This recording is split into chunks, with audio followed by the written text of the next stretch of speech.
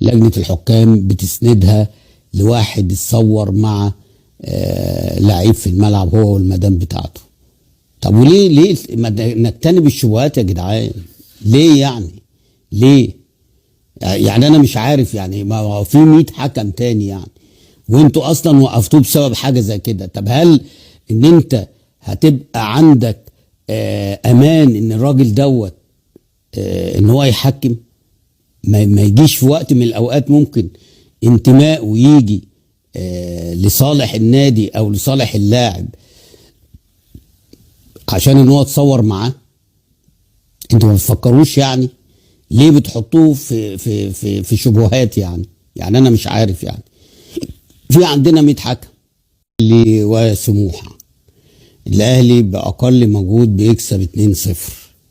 مباراه بالنسبه للنادي الاهلي سهله، وبالنسبه له بيقدر يلم نفسه قبل المباراه اللي جايه يوم السبت، استاد ابيجان خارج القاهره.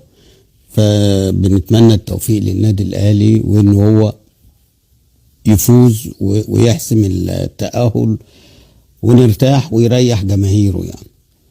النهارده يمكن الشوط الاولاني كله ما فيش كوره مثلا نقول عليها ان هي تستاهل ان هي تخش جون او كوره ممتعه. النادي الاهلي بدأ بطريقه انا مش عارف يعني ايه الفتي ان انت بتلاعب 3 وبعد كده حاطط حسين الشحات يعتبر باك رايت متأخر، والناحيه التانيه مش حاطط حد خالص،